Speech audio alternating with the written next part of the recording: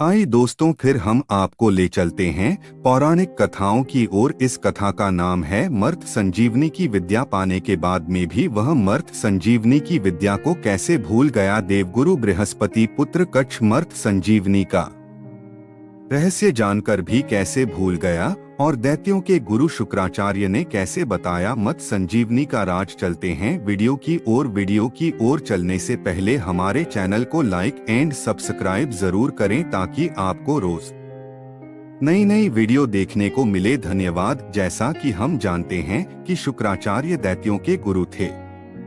उनकी पुत्री का नाम था देवयानी, जिससे वो संसार में सबसे अधिक प्रेम करते थे।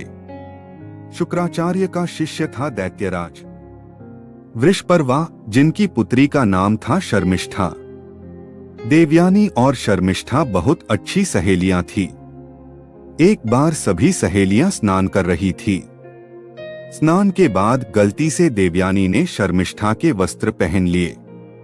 तब शर्मिष्ठा ने परिहास में कह दिया कि सखी, तुम्हारे पिता तो याचक हैं, फिर तुमने राजसी वस्त्र किस प्रकार पहन लिए। ये परिहास देवयानी को चुभ गया और वो वृषपर्वा का राज्य छोड़कर चली गई। अपनी प्यारी पुत्री को जाते देख शुक्राचार्य ने भी वृषपर्वा का त्याग कर दिया। अब दैत्यराज बड़े घबराए। उन्होंने शुक्राचार्य एवं देवयानी से क्षमा मांगी और पूछा कि पश्चाताप के लिए क्या करूं। तब देवयानी ने दैत्यराज से कहा कि शर्मिष्ठा को उनकी दासी बनकर रहना होगा। देश कल्याण हेतु शर्मिष्ठा ने देवयानी की दासी बनना स्वीकार कर लिया। शुक्राचार्य के पास महादेव की दी हुई मृत संजीवनी विद्या थी, जिससे वे युद्ध में मरे हुए दैत्यों को जीवित कर देते थे। देवताओं के गुरु बृहस्पति ये विद्या नहीं जानते थे। तब इंद्र के कहने पर बृहस्पति ने अपने पुत्र कच्छ को शुक्राचार्य के पास भेजा ताकि वो उनसे मृत संजीवनी विद्या प्राप्त कर सके। कच्छ शुक्राचार्य के पास पहुंचा और अपना परिचय दिया। वो उनके शत्रु का पुत्र था, किंतु फिर भी योग्य था। इसी कारण शुक्राचार्य ने उसे वापस नहीं लौटाया, उसे अपना शिष्य बना लिया। कच्छ वही आश्रम में रहकर शिक्षा ग्रहण करने लगा। वही देवयानी को कच्छ से प्रेम हो गया। शुक्राचार्य ने उसे सब विद्या दी, किंतु मृत संजीवनी का ज्ञान नहीं दिया। उधर दैत्यों ने जब जाना कि शत्रु का पुत्र स्वयं शिष्य बन बैठा है तो बड़े घबराए। उन्होंने कच्छ को अकेले में मार डाला।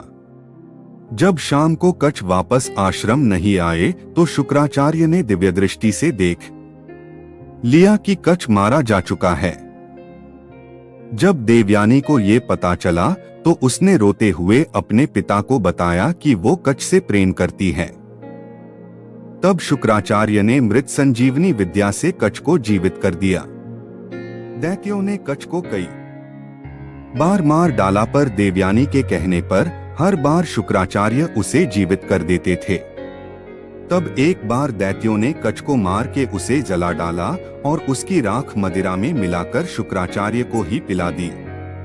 इस बार जब शुक्राचार्य ने जाना कि दैत्यों ने क्या किया है तो उन्होंने दैत्यों को श्राप दे दिया। ये सब मदिरा के कारण ही हुआ था, इसीलिए शुक्राचार्य ने ये विधान बना दिया कि आज से जो कोई भी मदिरा का पान करेगा, धर्म उसी क्षण उसका साथ छोड़ देगा।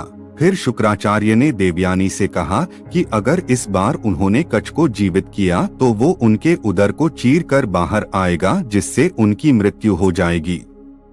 ये सुनकर देवयानी रोने लगी। वो ना अपने पिता को खो सकती थी, ना कच्छ के बिना जीवित रह सकती थी। उसने अपने प्राण त्यागने का निश्चय किया। अंततः शुक्राचार्य ने कच्छ को मृत संजीवनी से जीवित कर दिया। तब कच्छ ने उनके उदर के भीतर से ही पूछा कि वो बाहर कैसे आए।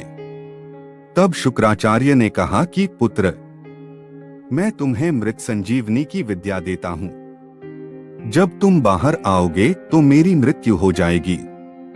तब तुम उसी मृत संजीवनी का प्रयोग कर मुझे जीवित कर देना। ऐसा ही हुआ और अंततः कच्छ को ये विद्या प्राप्त हो गई। तब कच्छ ने शुक्राचार्य से वापस जाने की आज्ञा मांगी।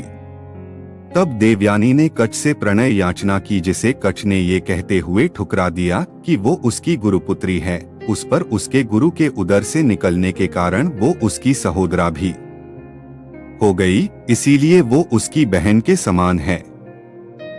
ये सुनकर देवयानी अत्यंत क्रोधित हुई और उसने कच्छ को श्राप दिया, हे कच्छ, मेरे ही कारण तुम बार बार जीवित हुए। क्या तुम्हें तब समझ नहीं आया कि मैं तुमसे प्रेम करती हूँ? आज तुम मेरा यूं अपमान कर रहे हो तो जाओ। जिस मृत संजीवनी विद्या को प्राप्त करने के लिए तुमने ये छल किया, तुम उसे भूल जाओगे। ये सुनकर कच्छ को बड़ा क्षोभ हुआ, उसका सारा श्रम व्यर्थ हो गया। तब उसने भी देवयानी को श्राप दे दिया, देवी, तुमने अकारण ही मुझे श्राप दिया है, इसीलिए मैं भी तुम्हें श्राप देता हूँ कि तुम्हारा विवाह ब्राह्मण कुल में नहीं होगा। तुम्हें अपने से नीचे कुल में विवाह करना पड़ेगा। दोनों का श्राप फलीभूत हुआ।